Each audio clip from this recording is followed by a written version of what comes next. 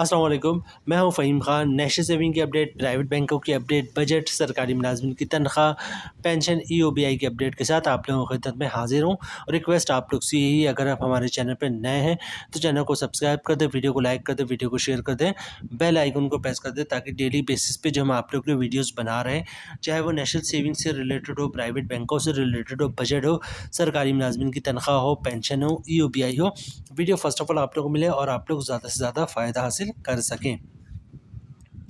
आज की जो हमारी वीडियो है जनाब, वो है बैंक अल हबीब से रिलेटेड। बैंक अल हबीब के कौन से बेस्ट 3 अकाउंट्स हैं, वो अकाउंट्स जिसमें आपको सबसे ज़्यादा मुनाफा मिलता है। ठीक है, तो जनाब आज की वीडियो में हम बैंक अल हबीब के बेस्ट 3 अकाउंट्स के बारे में बात करेंगे। रिसेंटली बैंक अल हबीब ने अपने मुनाफे रेट में तब्दीली की है। तो जनाब ये जो 3 अकाउंट जिसको मैं कह रहा हूँ कि बेस्ट 3 अकाउंट्स है बैंक अल हबीब के, तो इस पे नया मुनाफा क्या मिलेगा, मुनाफे पर टैक्स कितना कटेगा फाइलर को और नॉन फाइलर को। ठीक है, इन अकाउंट्स पे क्या कंपाउंड प्रॉफिट भी हम हासिल कर सकते हैं, इस पे भी आज हम बात करेंगे। अकाउंट खुलवाने का मुकम्मल तरीका और इसके अलावा क्या डॉक्यूमेंट जो है वो रिक्वायर्ड होते हैं, वो भी आज की वीडियो में हम आपके साथ शेयर करेंगे।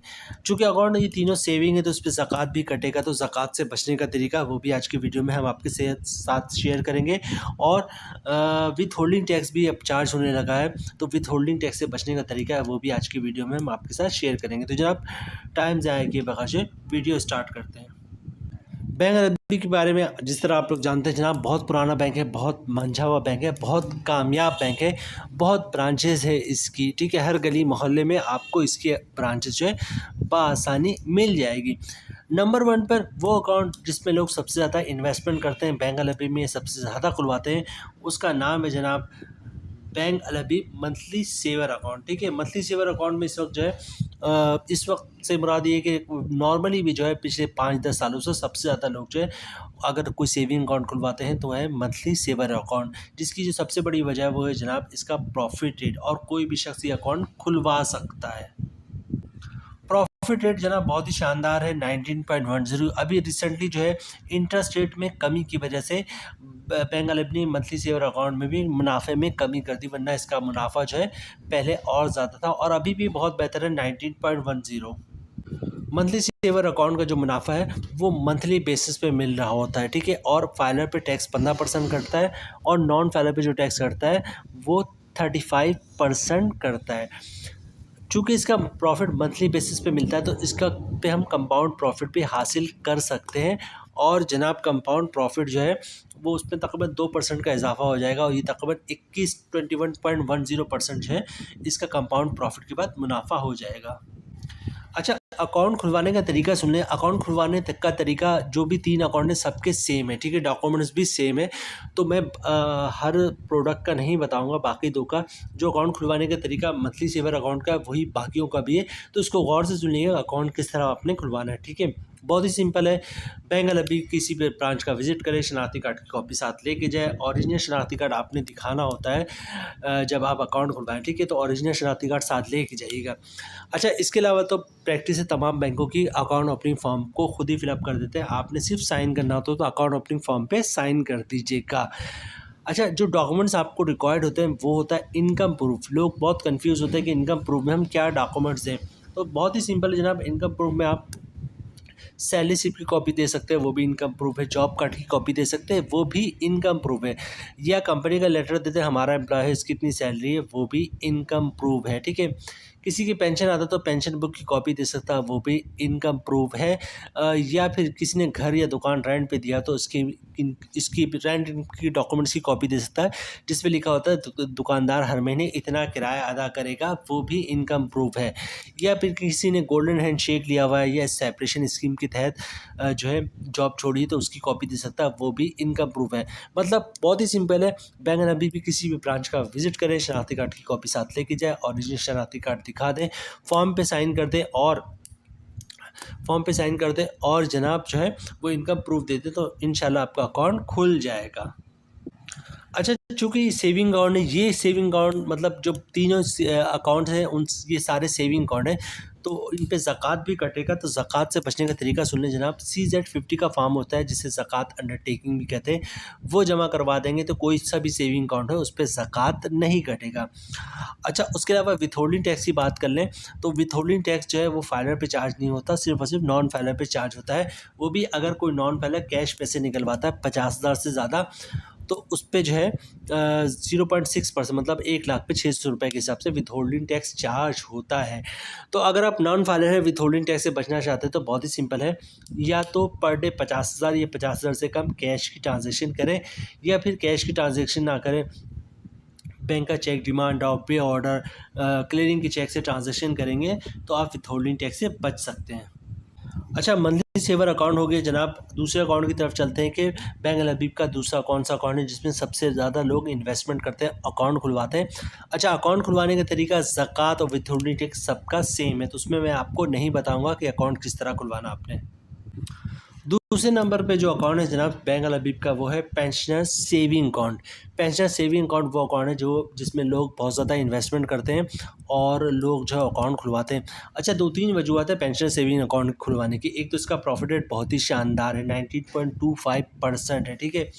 दूसरी बात ये जनाब, लोगों की पेंशन भी आती है बैंक अल हबीब में। और तीसरी बात ये कि जो लोग सेपरेशन स्कीम के तहत जॉब छोड़ लें, या फिर जनाब गोल्डन हैंडशेक के तहत जॉब छोड़ लें, या किसी को अच्छा पैकेज मिला हो रिटायरमेंट के वक्त और फिर पेंशन जो है वो बैंक अल हबीब में आएगा, तो ये सारे जो है पेंशन सेविंग अकाउंट खुलवा रहे हैं। इसमें पेंशन भी आ रहा और इसके अलावा जो इनके पास जो पैसे हैं, चाहे वो जो रिटायरमेंट के वक्त मिले हो या इसके अलावा सेविंग हो, वो सब पेंशन सेविंग अकाउंट में रखते हैं। उस पर मैक्सिमम मुनाफा हासिल करते हैं। मुनाफा आपको दिख रहा होगा 19.25%, बहुत ही शानदार मुनाफा है।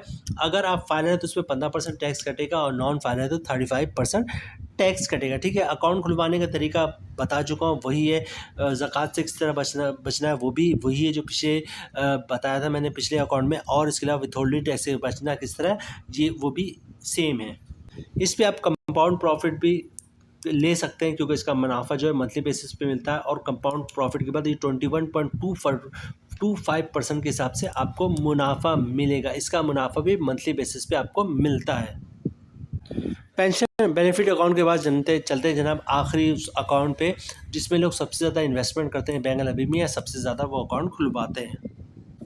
सीनियर सिटीज़न अकाउंट जनाब, सीनियर सिटीज़न अकाउंट जो है वो बैंक अल हबीब का तीसरा अकाउंट है जिसमें लोग सबसे ज़्यादा इन्वेस्टमेंट करते हैं या सबसे ज़्यादा अकाउंट खुलवाते हैं। इसका प्रॉफिट रेट बहुत ही शानदार है, 19.25% का जो है इसका प्रॉफिट रेट है, ठीक है। कंपाउंड प्रॉफिट के बाद जो है वो तकरीबन 21.25% जो है इसका प्रॉफिट रेट बन जाएगा। इस पे अकाउंट खुलवाने के लिए ज़रूरी कि जनाब सीनियर सिटीज़न मतलब पहला जो अकाउंट होल्डर है उसकी उम्र 60 साल या 60 साल से ज़्यादा हो। अकाउंट को खुलवाने का तरीका ऑलरेडी मैं आप लोगों के साथ शेयर कर चुका हूँ, और इसके अलावा ज़कात से किस तरह बचना है वो भी आप लोगों को बता चुका हूँ। विथहोल्डिंग टैक्स से किस तरह बचना है वो भी आप लोगों को बता चुका हूँ, ठीक है।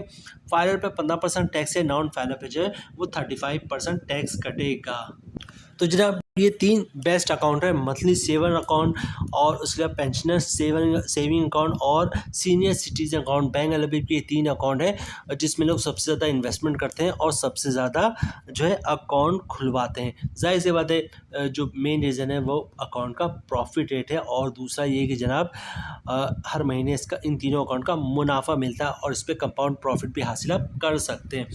यहाँ पर एक चीज़ ऐड करूँगा वीडियो कंप्लीट करने से पहले कि कंपाउंड प्रॉफिट क्या होता है। लोग अक्सर पूछते हैं कंपाउंड प्रॉफिट क्या होता है। कंपाउंड प्रॉफिट बहुत ही सिंपल है। फॉर एग्जांपल आपने 10 लाख रुपए इन्वेस्ट किया है किसमें, सीनियर सिटीजन अकाउंट में। 1 महीने के बाद क्या होगा जनाब, सपोज फ़र्ज़ कर लेते कि 15,000 रुपये का प्रॉफिट आएगा 10 लाख पे।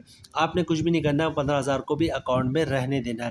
अगले महीने क्या होगा जनाब, फिर 15,000 का प्रॉफिट आएगा और पिछले महीने जो आपने 15,000 रुपये अकाउंट में रहने दिया था उस पर भी प्रॉफिट आएगा। इस महीने भी अकाउंट में आप 15,000 रुपये प्रॉफिट रहने दें। अगले महीने क्या होगा जनाब, फिर 15,000 का प्रॉफिट आएगा। पिछले महीने जो आपने 15,000 रुपये रखे थे अकाउंट में प्रॉफिट, वो उस पर भी प्रॉफिट आएगा। उससे पिछले महीने जो 15,000 रुपये प्रॉफिट अकाउंट में थे उस पर भी प्रॉफिट आएगा, और पिछले के पिछले महीने जो 15,000 रुपये प्रॉफिट आया था उस पर भी प्रॉफिट आएगा।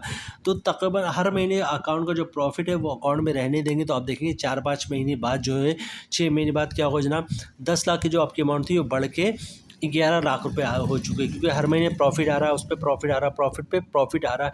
और इसी तरह जनाब 1 साल के बाद देखेंगे तो पता ही चलेगा कि 10 लाख रुपए की अमाउंट जो थी वो 12 लाख रुपए क्रॉस हो चुकी है। मतलब प्रॉफिट उस पे प्रॉफिट, प्रॉफिट पे प्रॉफिट, ठीक है, फिर प्रॉफिट। तो जनाब 10 लाख रुपए की अमाउंट जो है वो 12 लाख रुपए क्रॉस हो जाएगी और प्रॉफिट में तकरीबन 2% का इजाफा हो जाता है। इसको कंपाउंड प्रॉफिट या इफेक्टिव इंटरेस्ट रेट कहते हैं। अच्छा, कंपाउंड प्रॉफिट मतलब 1 साल तक आपने अपना प्रिंसिपल अमाउंट निकलवाना है, ना ही अकाउंट से जो है ना प्रिंसिपल अमाउंट निकलवाना है और ना ही अकाउंट से जो है वो प्रॉफिट निकलवाना है। तो आपको प्रॉफिट रेट में तकरीबन 2% का इजाफा हो जाएगा। लेकिन कंपाउंड प्रॉफिट हासिल करना इतना आसान नहीं होता, क्योंकि मेजॉरिटी लोग क्या करते हैं जनाब, बैंकों के मुनाफा ही पे गुजारा करते हैं। मतलब बैंक का मुनाफा आता है तो घर का खर्चा चल रहा होता है। तो अगर बैंकों का मुनाफा भी री इन्वेस्ट कर देंगे तो घर का खर्चा कैसे चलेगा। लेकिन बहुत सारे लोग ऐसे हैं जो बैंकों पे के प्रॉफिट को भी री इन्वेस्ट कर रहे होते हैं। इसके अलावा जो जॉब्स वगैरह में जो इनकम बची होती है उसको भी री इन्वेस्ट कर रहे होते हैं, और इसके बिजनेस है उसमें जो नेट प्रॉफिट बचा उसको भी री इन्वेस्ट कर रहे होते हैं और उस पर भी प्रॉफिट हासिल कर रहे होते हैं। तो कंपाउंड प्रॉफिट हासिल करना आसान नहीं होता, लेकिन बहुत सारे लोग हासिल कर लेते हैं। और कोशिश ये कीजिएगा कि आप भी कंपाउंड प्रॉफिट हासिल कर लें। तो जनाब ये 3 बेस्ट अकाउंट है बैंक अल हबीब के। यहाँ पे वीडियो हम ख़त्म करते हैं। उम्मीद है वीडियो आप लोग पसंद आई होगी। रिक्वेस्ट आप लोग से यही, अगर आप हमारे चैनल पे नए हैं तो चैनल को सब्सक्राइब कर दें, वीडियो को लाइक कर दें, वीडियो को शेयर कर दें, बेल आइकन को प्रेस कर दें, ताकि डेली बेसिस पे जब हम आप लोग को वीडियोस बना रहे हैं, चाहे वह नेशनल सेविंग से रिलेटेड हो, प्राइवेट बैंकों से रिलेटेड हो, बजट हो, सरकारी मुलाजमिन की तनख्वाह हो, पेंशन हो, EOBI हो, वीडियो फर्स्ट ऑफ ऑल आप लोग मिले और आप लोग ज़्यादा से ज़्यादा फ़ायदा हासिल कर सकें। मिलते हैं नेक्स्ट वीडियो में इंशाल्लाह। तब तक के लिए अल्लाह हाफिज़।